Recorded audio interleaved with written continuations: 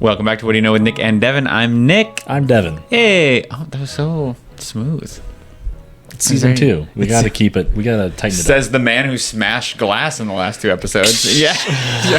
Welcome back to What Do You Know? Throwing you off the scent. Yeah, exactly. So much glass. Okay. So I want to ask you, well, you don't know the categories yet. I want to ask you what category you feel like you would try to compete in a ballroom scene. But you don't know them yet. I'm going to make up a category, though. Oh, so okay. Here we go. All right. So out of the categories, ballroom scene, from what I know from the last time. Yeah. Drag shows.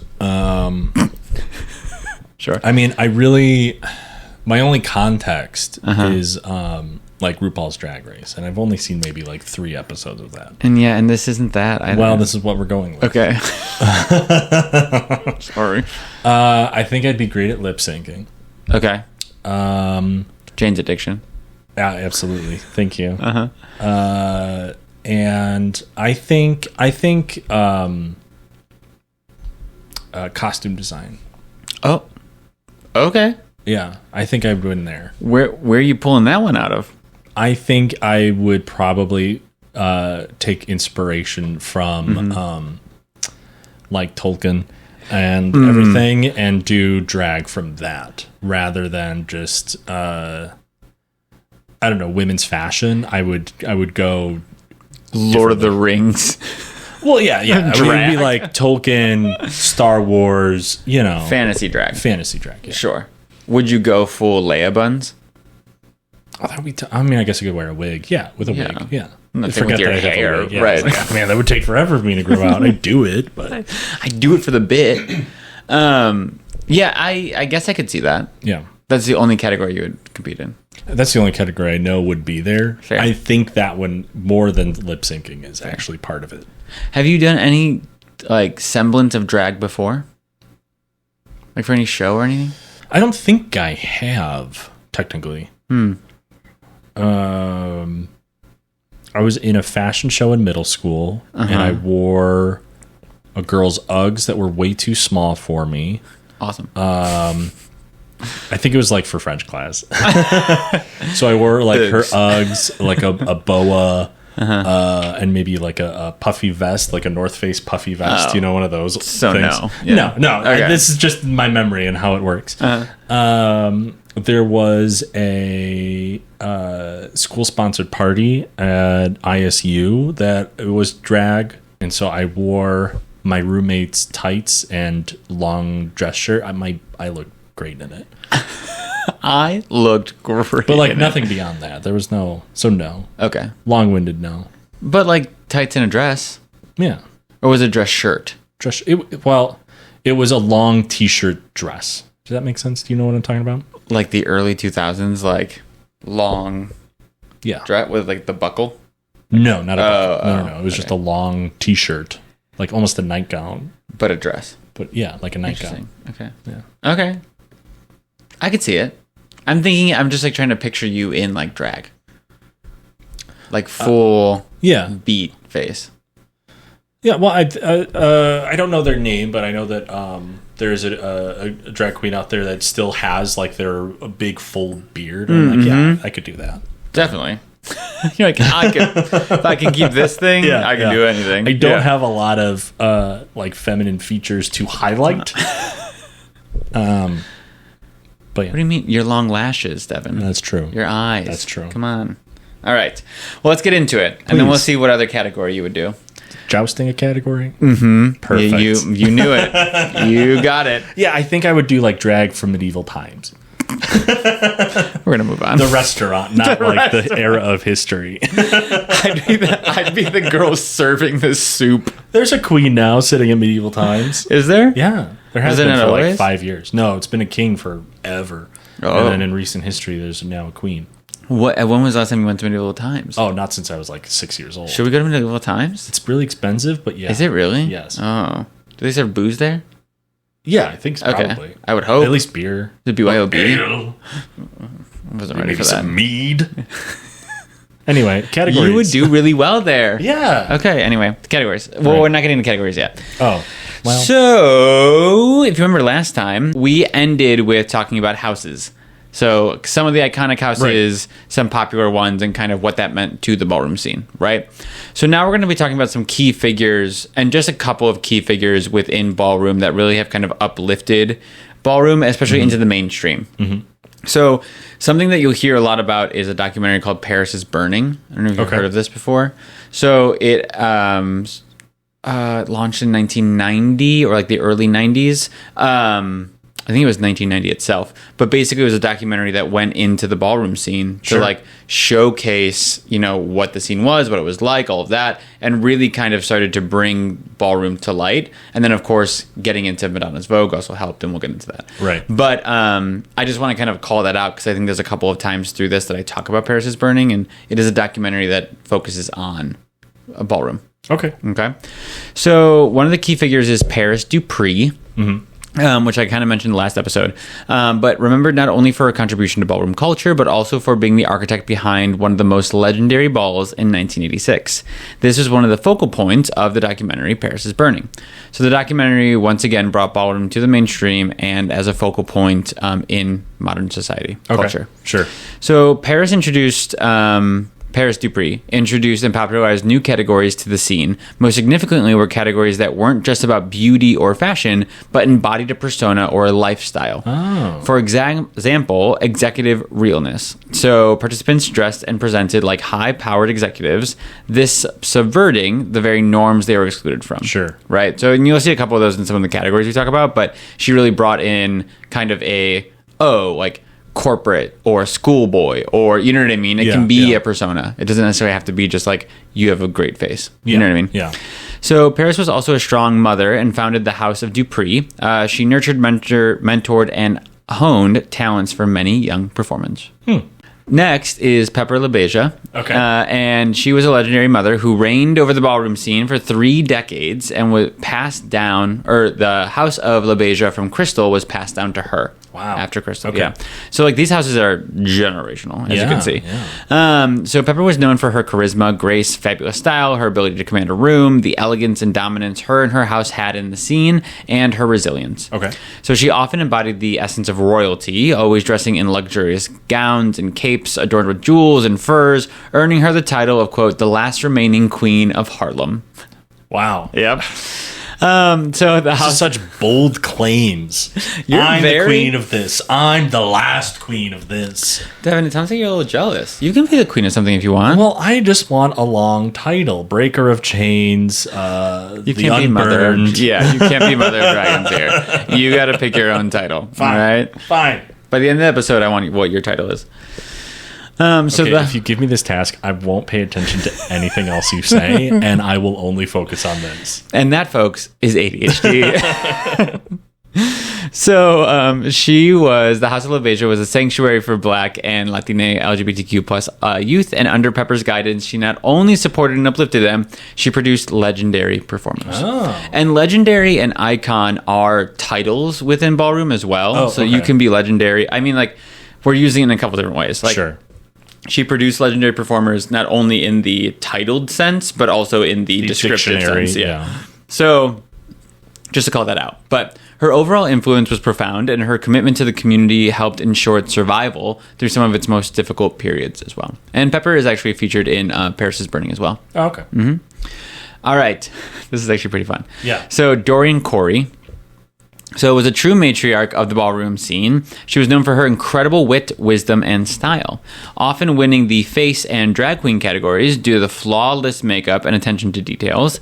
She'd established herself as a celebrated drag performer before becoming a key figure in the ballroom world. So, in the 60s, toured as a snake dancer in the Pearl Box Revue. Known for her glamorous looks, but also her down-to-earth wisdom and mentorship she provided to young performers. Okay. One of her quotes was, "You shoot an arrow into the air, and where it lands, I do not care."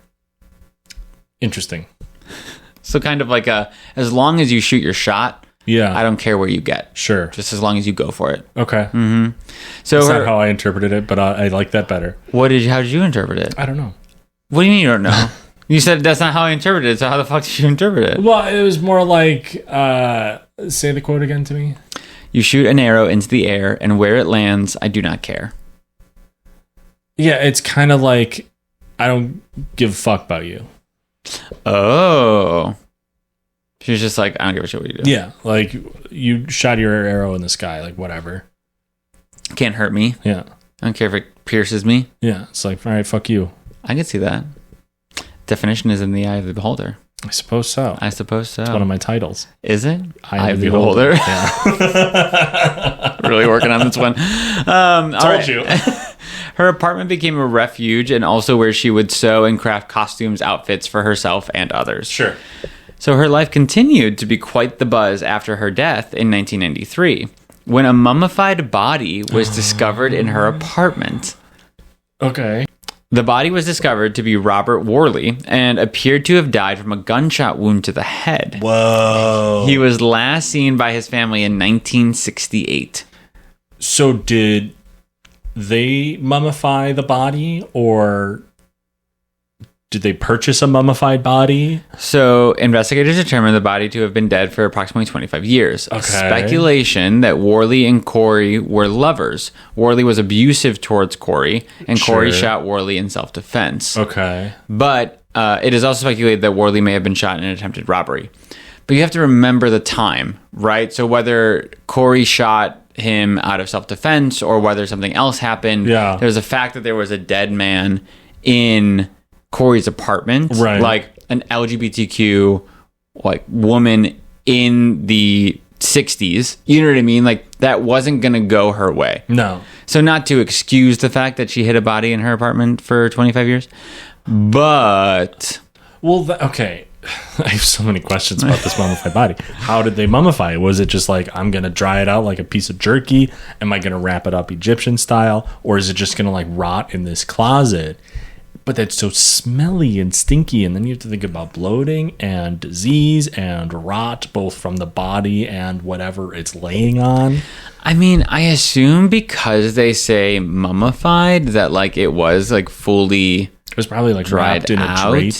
It was probably wrapped in like some sort of plastic or something. Yeah. I don't know. I don't have any of those answers for you. But what I do I think have it would be is, tough to find those answers. Yeah, without asking Corey herself. Right. Sans. Got another one lined up.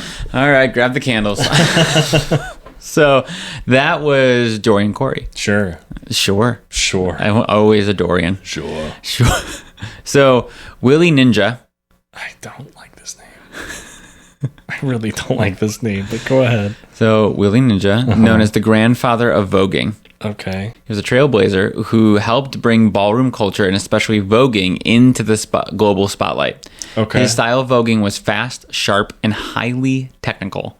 There was a level of athleticism and grace that he brought that had not been seen before. He was inspired by martial arts, gymnastics, and ballet. That explains the ninja. Explains the ninja. Outside of the ballroom scene, Willie worked with Madonna for Vogue. Oh, wow. He also choreographed with a number of others, and even worked with fashion and designers such as Jean-Paul Gaultier, and even teaching models how to walk the runway. Just because of his style and movement and like the combination of the two. He brought ballroom out of the underground and into global cultural movement, a symbol of empowerment, self-expression, and artistry. Okay. So that was William Ninja. And there's a show called Pose that was on FX. Really great show, 3 seasons. But there's a moment where, Vogue comes out and people are just like, so across the globe are just enamored with the song and the movements and all of that. Like they're doing voguing classes in like a downtown like ballet studio. You know what I mean? Just people kind of just getting so worked into this style of dance. And Willie Ninja really bringing that out of the ballroom scene and into the mainstream. Sure. Which, I'll pause it there, and then we'll get into the significance of voguing. Because there's kind of a double-edged sword there. You know what I mean? Yeah. But we'll get there. So that was some just kind of key figures. Of course, we also talked about Crystal LaBeija, and we'll might throw in some others, but just talking about like the ones that really supported that community and uplifted it into the mainstream. But I think the thing is like there are, of course, so many mothers and fathers and things like that within the ballroom that did so much more for the community, not necessarily like in the limelight, but were just as important and just as crucial. Of course. Right? So We're going to talk about the significance of voguing. Okay. So voguing has become synonymous with the ballroom scene. And you know voguing, right? Remind for the listeners who might not know. Oh, voguing. Okay. Yeah. So voguing, and we'll talk about like the definition itself, but like voguing is very like... definitely know. And this is just for the listeners that don't. Right. Yeah. Or maybe just need a little reminder. Right. Not for anyone in this room. Exactly. Okay, correct. Yeah. So voguing is, and you'll see it a lot in like a lot of modern dance as well today, mainstream dance. Sure. But if you remember the Madonna Vogue video, it's a lot of like angular movements, it's a lot of handwork. It's the basis of it is to strike poses kind of like a runway model. Okay. Right. So there's also different forms of it nowadays. There's like old way, new way, femme. Like there's kind of different ways, but it's a lot of like arm movements and like striking different poses. Sure. That's what Vogue is. But we'll get into a little more right now. Perfect. Voguing has become synonymous with the ballroom scene. So as we know it today, voguing began in the 1970s, but has roots further back. Okay. So it draws inspiration from the poses of models in fashion magazines like Vogue? Yeah. Oh, isn't that crazy? I was gonna say Zoo Books. The pressure that I saw in your eyes, you're like, I have to get this right. I went through like 30,000 magazines before I got to Vogue. Cut that ally card right in half. So it was initially called performance or referred to as posing. Okay. Yeah. So that makes sense. You get it. So it is a highly stylized form of dance that involves striking angular, exaggerated poses. Think of the performer as they were walking down a runway in stop motion. Okay. So it's a lot of like, or like kind of like thinking about exaggerated poses in magazines where like arms are like overhead or there's kind of like this draping. So you're doing all those things, but like right after each other. Sure. Have you ever seen the videos of, and the only videos that I've seen are mainly of like Asian women who they'll be models and they're striking like 60 poses in like 30 seconds. And it'll be them being like, like, and then it's just like camera. Yeah. Think of it kind of like that, where they know where they're going next, but it's all like just angular and like as if you were to freeze at that second, it would be a pose in a magazine. Sure. Right? Like that's kind of the basis, at least from what we know it to kind of be in its origin. Yeah. Okay. So, like I said, there are three distinct styles. So there's Old Way, which was popularized in the 70s, characterized by rigid, geometric poses and a focus on symmetry and precision. Okay. So dancers would often face off in battles where the goal was to outpose and outperform one's opponent, right? New Way emerged in the 80s and incorporated more flexibility, acrobatics, and contortions. So this is kind of like Willy Ninja coming into it, right? So he's like, okay, so you're like hitting it. It's a lot of rigidity, right? Kind of that stop motion. And he's like, okay, well, what if we do like a little bit of like a turn with it? What if you like curve into a hit, curve in, you know what I mean? Like that sort of thing. Like there's a little bit more. Yeah. And then there's Vogue Femme, which became popular in the late 80s and early 90s. It emphasized femininity and grace with exaggerated fluid movements, spins, and dramatic dips. Okay. So it's a little bit more akin to what we see today. Yeah. Do you think like part of the evolution of this and even the origin of it kind of had to do maybe with camera technology at the time, where it's like, okay, this is how fast we can click these shutters. This is like how fast we can take these pictures, and so like these are the poses you're going to be doing, and this is how fast it can go. And then as cameras got better, we could fuck around more and do more fluid shit. Totally. All right, totally. Cool. Because I think that if you're rooted in magazines, like a true photo, right, and now all of a sudden you have video and video available, and the styling of that, absolutely mirrors. Because then you can get a still from the video too. Right. Yeah. Right. 100%. Great call out. Look at you. Look at me. Look at you. All right. So competitions were fierce, and voguing battles became one of the most celebrated and competitive categories. Oh. It came from a place where voguing was more than just a dance. It was a statement. That's right. I wrote that. So it allowed performers to express their individuality and creativity while also challenging traditional ideas of gender and beauty. Sure. It also embodied a sense of realness, and that's kind of in a quote because it's a category in and of itself. Whether that meant passing as cisgender or straight, or simply demonstrating mastery over one's body and movement. Okay. So it balanced the realness with fantasy and escapism as well. It brought a space where dancers could live out their fantasies of being a supermodel, a movie star, a runway diva, and more. if even for just a few minutes. They got to control the narrative and world for once. Yeah. So voguing kind of just became this opportunity to really be who you wanted to, right? And I think it obviously leaned a little bit more feminine.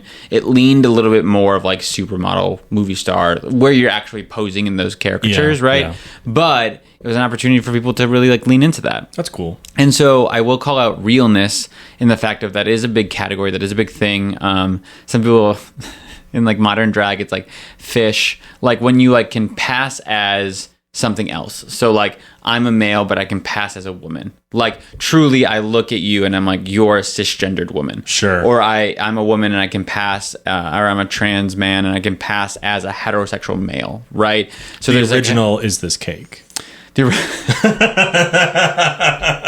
Yes. Yes. Sick. Bitch, is this cake? Yeah. 100%. So I absolutely what this is. So speaking of categories, though, we're going to start to get into categories and themes of balls. Yeah. So there is a huge variety of categories participants could compete in. These categories were often highly specific, designed to highlight different skills, identities, and aesthetics. Sure. So there was a focus on fashion, focus on performance, on extravagance, and focus on realness. Okay. So there are a couple of different graphics you have to think about when you're looking at competitions in balls as well. Okay. So one of them is like Femme Queens, or FQ, which is trans women. Sure. There's Butch Queens, or BQ, which is gay men. Okay. There's Trans Men, which is trans men. There's Drags, which is gay men in drag. There is Women, which is cisgendered women. There's Butch, which is cisgendered women who present as male. Okay. Male Figure, which is a collection of Butch Queens, trans men, and butches. There's Female Figure, which is a collection of femme queens, drags, and women. Then there's Open to All, which is everyone. Sure. So, and you got all that for the quiz at the end. Locked away. Yeah. So I think I just call that out because there can be competition. So you can have multiple categories, but it could only be we're competing with this demographic. Staying in your weight class. Exactly. I'm loving the analogies. I feel like, no, I'm being serious. I feel like it's helping like people that are listening. Yeah, 100%. It's helping the other straight folk. Hey, straighties. But I think like think about it that way, just so like when they see advertisements or they hear about what they're going into, there's oftentimes, I think more so now where it seems to be more so open to all, but there is those kind of broken downs as well because you want to stay in your weight class. Right. So categories. Voguing. Okay. As one might think. Right. There's also a couple breakdowns from there. There's virgin voguing, which is performers who have been voguing for less than 1 year. Makes sense. Beginner voguing, voguing for less than 2 years. Oh. Okay. And then there's hand performance. Oh. There's a lot of hand play. All right. So, well, it is a ball. Right.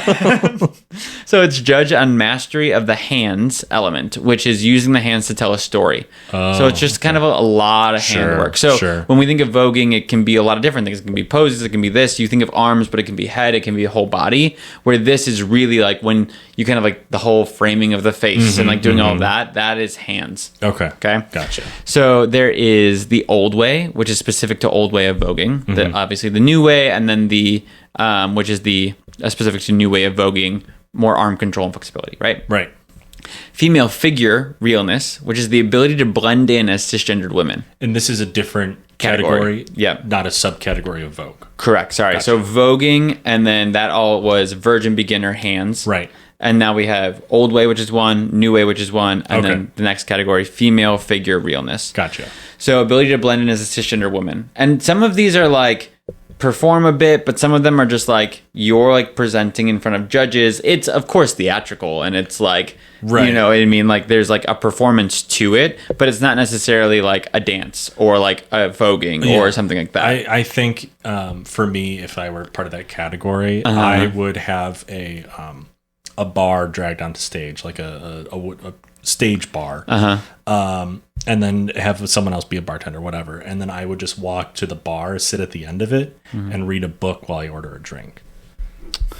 That would be my... that would be your thing? Yeah. That is a femme figure realness for you. Yeah, absolutely. A woman reading a book at a bar. Yeah. She doesn't want to be bothered. She just wants to read, have a drink, and read her book. Right. Yeah. And then you would like dramatically close it and walk up to the judges. Yeah. Yeah, absolutely. Martini in hand, or you left your drink? Left my drink. I finished it. Oh, done. You threw it back. It's a glass of wine. Natural. It is an unoaked Chardonnay, right? What do you call it? But I think it is interesting because, like we talked about, the realness aspect is like making sure that you can like fit into society. So like there are people that are just like, you are being judged in how much you look like a cisgendered woman. Yeah. And I think that's crazy. But it was like a way to escape and be a woman and be accepted as that. Like, yes, you were being judged, but it was even the fact that you were in the category to be judged was a highlight and an achievement in and of itself. Sure. Right? Which is crazy. But really cool that they were able to be like, no matter what, we're going to accept you, but we are still going to judge you. We are still going to hold you up. You know what I mean? Right. So there's also male figure realness, some subcategory, which is the ability to blend in with male heterosexuals. And I think specifically heterosexuals. That's the thing, is that like, it's not a matter of can you blend in with gay men. Yeah. Can you be a part of of society? You know what I mean? And one that will accept you because you're a heterosexual man. So some subcategories are schoolboy, which is more of like a college attendee, right? Like very schoolboy. Yes. There is thugs, which is hypermasculine black men. Pretty boy, which is more like metrosexual. Executive, corporate America, and then trans man as well. Okay. So there's realness with a twist. Oh. Also known as twister or RWT. Okay. Which is the ability to convey realness and vogue. Oh. So that's where you get the two combined. Just walking down the street, Vogue. Vogue, go. So then there's runway, which is the ability to walk basically like a supermodel. Right. So there is also the distinction. There's European, which is more of like a feminine way of walking down a runway. And then there's All American, which is masculine in its right, which I love that that's All American. Usually participants construct effects as well, which are basically just outfits that are based around the theme or parameter of the category. Sure. So I could have a, schoolboy realness category so that my effect is my outfit for that, right? They were just referred to as such. Dress up like Gladriel. Correct. For the All-American runway. Yes, category. So there's also bizarre, which is creativity to design an over-the-top, out-of-the-box effect or outfit. Oh, right? I like that. Oh, all of a sudden. Yeah. I think there's another one that I think you'll like too. Okay. There's face. Sure. Which is judged on participants' skin and symmetry of features. Oh, that'd be terrible at that.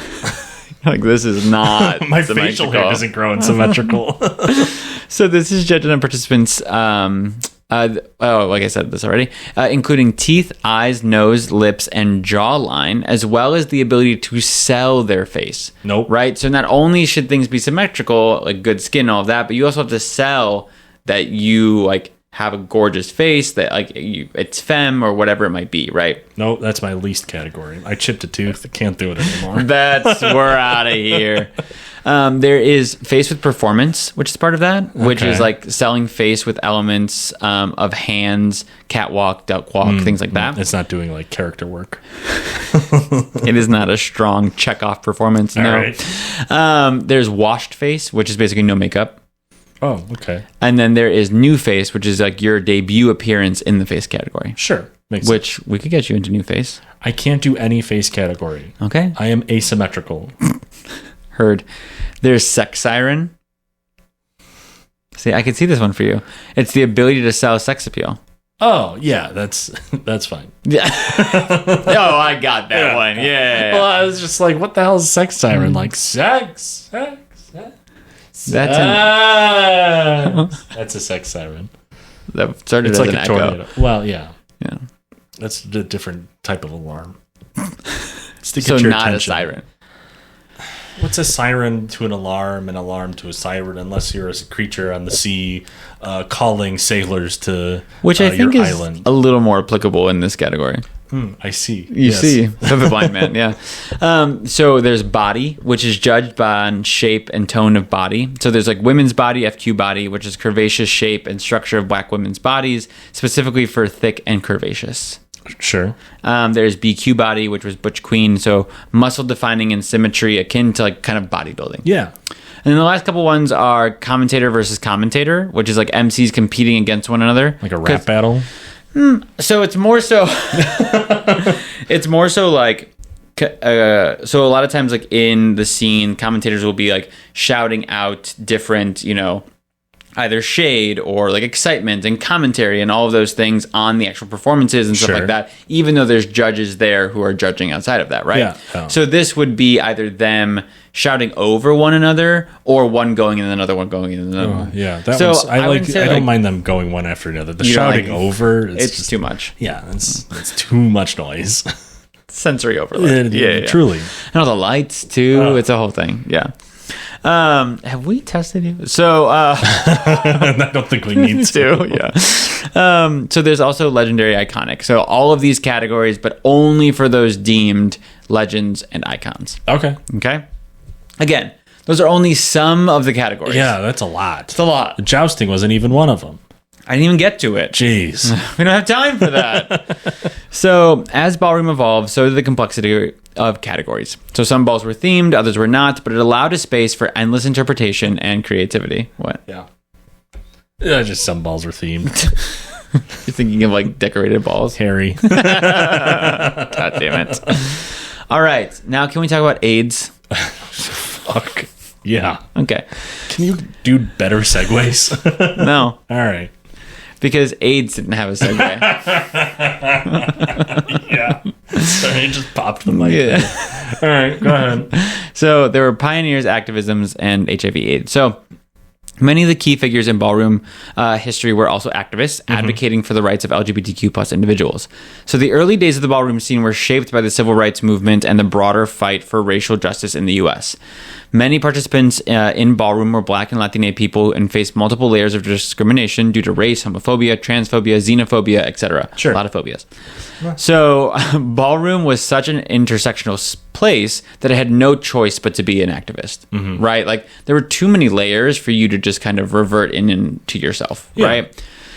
So more recently, there's been a stronger eye and presence in key roles in advocating for trans rights and challenging societal norms around gender identity. Okay. Right? Not to say that that wasn't prevalent previously, but I felt like they went up the rung of starting with race and then going to like homophobia and then you know what I mean, and building up, right? Unfortunately. So trans women in particular have been instrumental in shaping the culture of ballroom scene and many have fought for visibility and rights in spaces where they were otherwise excluded. The ballroom scene has always been a space where gender fluidity was embraced long before mainstream LGBTQ plus movements began addressing these issues. So by the early 80s, HIV/AIDS had begun to spread rapidly through the gay community, and the ballroom scene was no exception, being hit especially hard. The ballroom scene was flourishing at this time, and the virus swept through and decimated entire houses at a time. Okay. The AIDS crisis so sorry. I'm just laughing because I said decimated entire houses at the time, and your response was, okay. Got it. Which I get is like a uncomfortable kind of like reaction. And I get that. It was just really comedic timing to that. Was really good. So the AIDS crisis compounded the struggles ballroom members faced, like racism, homophobia, transphobia, poverty, etc. So there was a lack of access to adequate healthcare, food and shelter, employment discrimination, underserved social services, etc. Right? I think to defend myself. I wasn't attacking you. Go ahead. I think like I don't want to say this isn't news to me, but like it's just so like. Yeah, like AIDS really fucked up so many communities within the queer community, and it was such a terribly handled epidemic that it's like, yeah, like I expect this. Yeah, I get what you're saying. You're also someone who's, I think, more educated than most or some on the impacts of AIDS on this community, right? Not only because of some things that we talked about here before, but also just because of your general education and your friendships and things like that. Yeah. So I think listening to this one podcast really helped. Oh, what is it? What do you know with Nick and Devin? Not the time. Not anyway. The time. But again, it was. I appreciate you saying that, and also it was not me attacking you. But I flipping a table over here. But I get what you mean. And I think that some people are kind of, and I think it's weird to say, but I think sometimes like even within the gay community, a lot of people feel like this compassion fatigue towards AIDS because all of a sudden it was like nobody was there and then everybody was there sort of thing. And now it's like, It is. Like, we get it. You had AIDS. That's the thing. What's You know your what I next mean? problem? What's the next thing? And it's like the realization of the impact is there, but it's one of those things where it feels so forced now that you're not able to really look at it with a critical eye or really just kind of take in that impact, right? And understand it as what it was.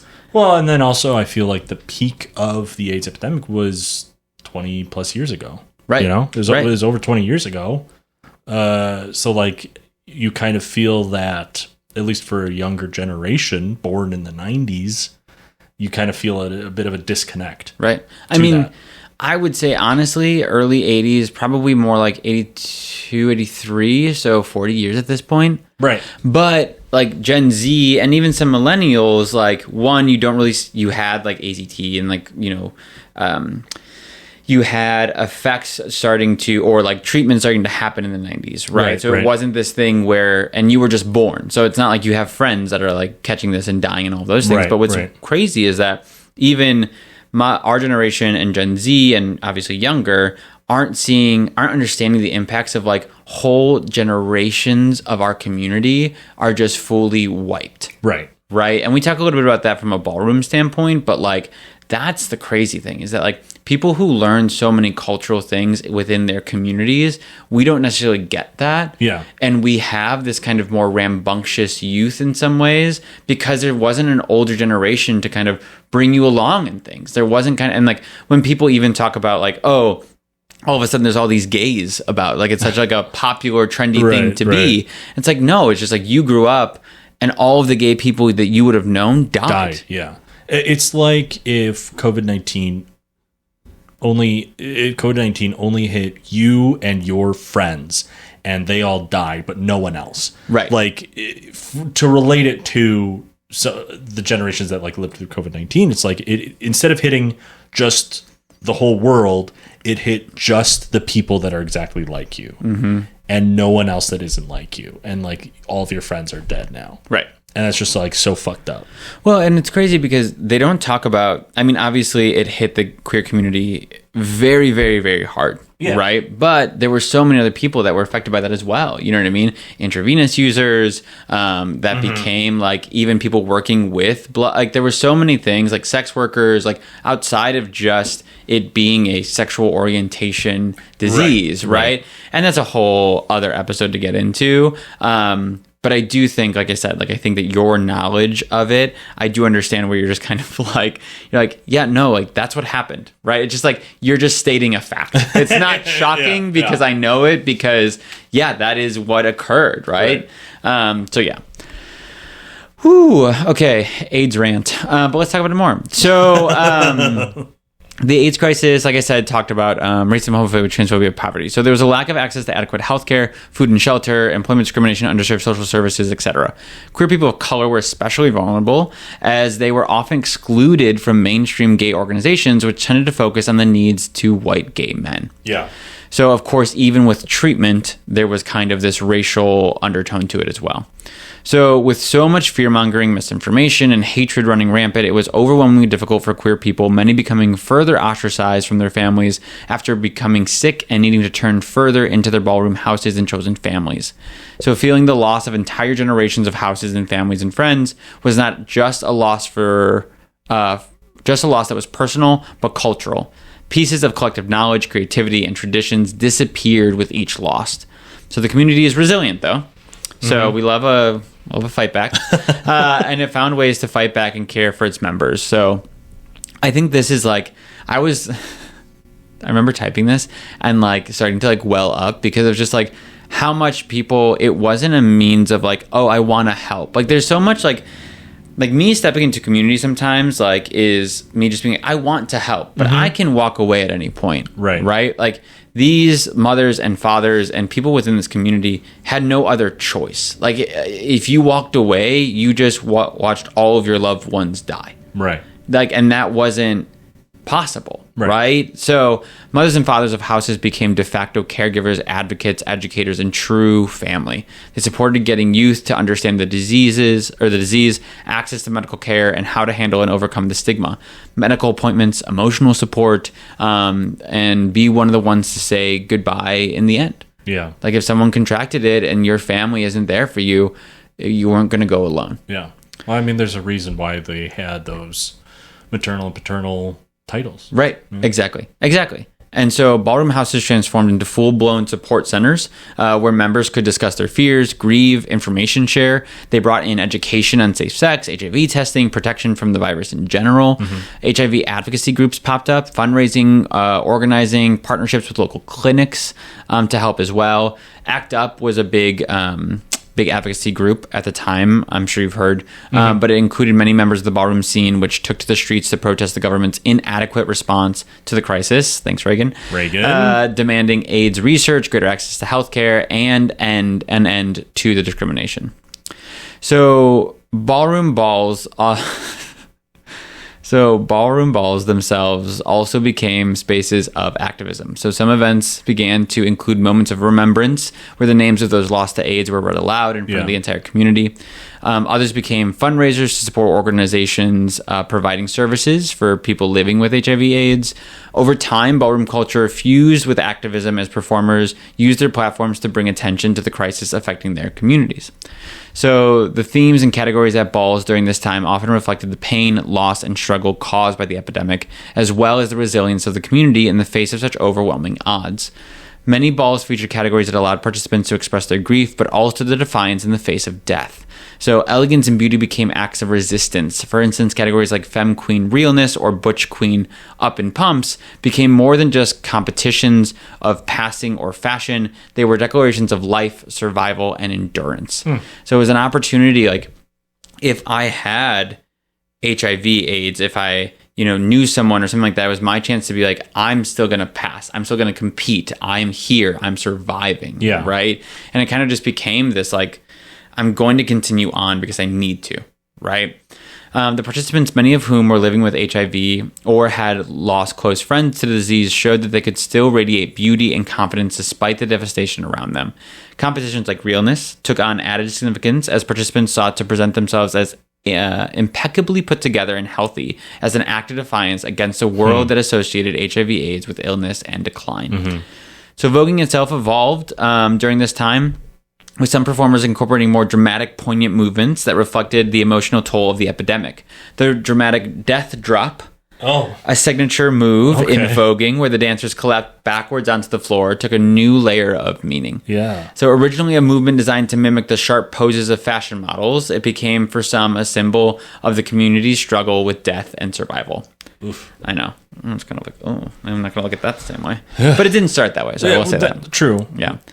So even the fashion choices of ballroom participants reflected the era's tension between life and death. Costumes became more elaborate and defiant, with participants draping themselves in opulent fabrics, sequins, and jewels as if to say, we are still here, will still shine. And whether they were mourning black or shimmering gold, ballroom performers used fashion as a statement of endurance, resilience, and refusal to be erased by the epidemic.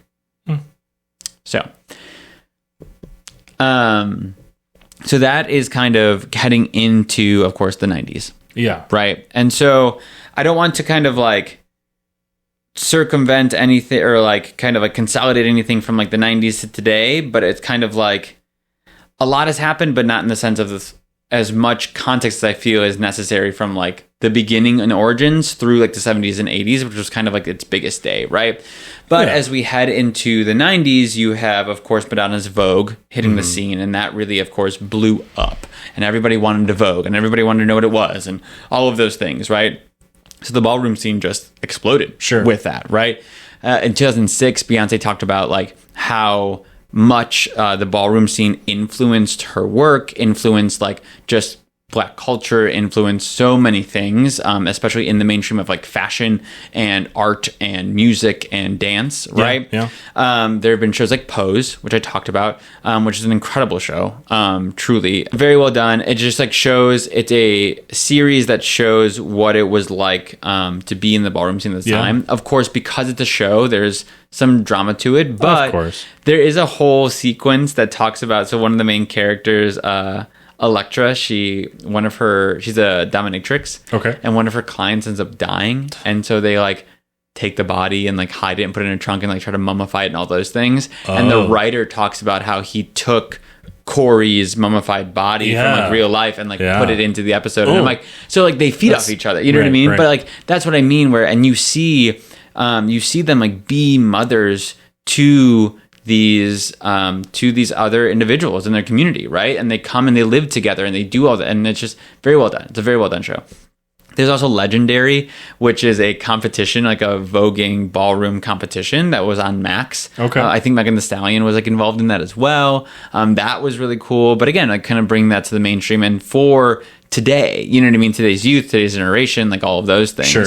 Like I talked about Paris is Burning. There's a couple documentaries out there. So again, I think it's one of those things that kind of like when we talked about like circuit parties and things like that, but like there's like this ebb and flow to it. Like I still think that the ballroom scene, like I think we know about it because I'm in the community, but it's not something that is still like prominent enough to where it's in the mainstream. I think it's out of the subculture. I think it's out of the underground, but it's not something that is being plastered, you know what I mean, all over. I didn't know about it. Yeah. So. Exactly. So, and if Devin doesn't know about it, is it really happening? It's not mainstream yet if I don't know about it. And so that's where like, you know, and a lot of people will say, which I think has some weight to it, but I think that like it's not popular because it's rooted in, of course, a queer people of color. There is more trans movement in it. There is gender identity and fluidity to it, which tends to be a very hot point, especially today. And it just isn't something that has stepped into. Now, people feed off of it. People take from it, right? People like use it for their own design, use it for their own influence, what have you. But it's not to the point where it's shown as the highlight in that. So like even thinking about Vogue, a lot of people had issue with that because some people were like, oh my God, you're bringing my world into existence, right? While others were saying you're stealing something that isn't yours. Sure. Right? You're a white woman coming in, stealing something from Black queer people, Latin queer people, and just presenting it to the world as if it was yours. Now, in her video, she calls to the 20s and 30s, and there are people of color in the video and all of those things, but it's one of those things where it's like, are you really showcasing what this is, or are you just like doing your due diligence to say, oh, look. Are you covering your ass? Right. Yeah. And so that's kind of, and you see that a lot where I think people kind of feel like there's this kind of tension between, I want to keep something that's mine, but I also want to be seen and share it with the world. Right. And what's the balance there? Right. And where do you know, how much is it I need to call attention to the creators of this and acknowledge who they are, but then am I allowed to take it then at that point? Like there's so much, it's too much tension, you know? So again, that's Ballroom. Today we talked about, of course, about some key figures, categories, AIDS, and of course mainstream today. But I would definitely look into some more stuff. Watch Paris is Burning. Definitely watch Pose. I think Legendary is just fun. It's a competition show, so like it's a good time. But definitely a lot happening here, and I'm just glad that I was able to talk to it and just kind of the importance that is the ballroom scene, whether it has its prevalence that it does today or not. I think no matter what, it's still happening, and it's still a place that people still find refuge in, people still have fun in, and it still has its, its effectiveness. Yeah. So, but thanks, Dev. No, thank you. I That's think it's what I have a really for you. important piece to tell. Yeah. I can't wait to see you compete in one of the categories. We'll take you down there. We'll get you going. One of these days. One of these days, Alice. So thank you, everyone, for sticking around. Make sure you like, comment, and subscribe. Let us know what you'd like to hear about next. Let me know if you've watched Paris is Burning, if you watch any of the shows, what you think of ballroom scenes, and all of that. So thank you so much. You can find us on all social media platforms at WDYK_podcast. And we will catch you next week. That's all I got. Thanks, Dev. Thanks, Nick. Bye-bye. Bye.